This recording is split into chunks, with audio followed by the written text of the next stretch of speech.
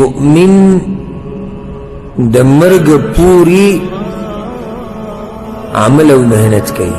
مرګ تحفه ده د مؤمن لپاره. د الله سره ملاقات، ښایسته ژوند، جنتونه، نعمتونه، سکون، د دنیا د غمونو نه راحته، دمه کېدل، دا ټول تحفه ده د مؤمن لپاره. خو د هغه سړي دپاره چې هغه آخرت له څه کړي، دینداري کړي، د هغه دپاره تحفه ده چې مؤمن د مرګ پورې عمل او محنت کوي. دلته د تندي د خولې نه مراد محنت دی.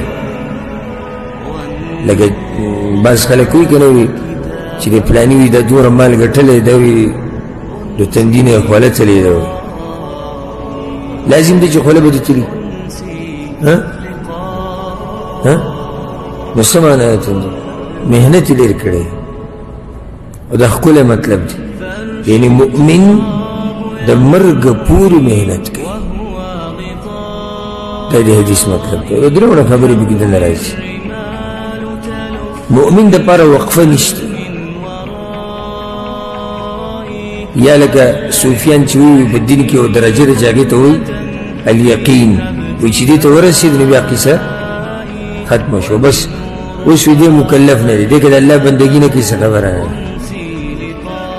ځکه دا ټکي که تاسو اورېدلی د عوام خو پرې نه پوهېږي، دا بعض خبرې ډېرې خطرناکې دي. د عوام خپل منځ کې مو خو پوهېږي پرې نه، پلانې ورسېدلی دی. دا ټکی دا صوفیان چې ورسېدلی دی معنی دا ده رسېدلی دی، یعنې دی داسې درجې ته رسېدلی دی که دی عبادت نه کوي، څه خبره نه ده. حالانکه پیغمبر صلی الله علیه وسلم ورته وایي چې المؤمن یموت بعرق الجبین، مؤمن خو د مرګ پورې محنت کوي. مؤمن دپاره په سخت مرګ کې هم خیر دی، په اسان کې هم خیر دی. څنګه؟ په سخت کې الله دې ته د ګناهونه معاف کوي. مخکې موږ سره حدیثونه تېر شو کتاب الجنایز کې، ډېر حدیثونه موږ بیان کړي، ډېر. الله یې داسې صفا کړي، پیغمبر صلی الله علیه وسلم وایي چې الله سره ملاقات وکړي وما علیه من خطیئه، یو ګناه پرې نه وي. دا مرګ ولا ښه شو که نه شو؟ دا سخت مرګ ښه شو. ګناهونه یې نشته. پیغمبر صلی الله علیه وسلم اوس ور ګناهونه یې نه وو، نو په هغه باندې ولې مرګ څه و؟ درجات یې اوچتېدو. نو کله یو مؤمن درجې پرې اوچتې شي. اسان مرګ هم رحمت دی، سخته پرې ډېر رانه. نو په هر حال کې د مؤمن دپاره او چې بېدینه باندې او کافر باندې مجرم باندې اچانک مرګ راغی، د دې لپاره د غضب رانیولي. ولې؟ د توبې توفیق میلاوي.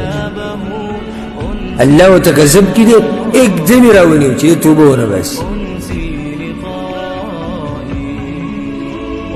الله دې زموږ ټولو اخري خاتمې په ایمان کړي، او الله دې موږ ته مرګ په هغه وخت کې نصیب کړي چې کله الله زموږ نه راځي.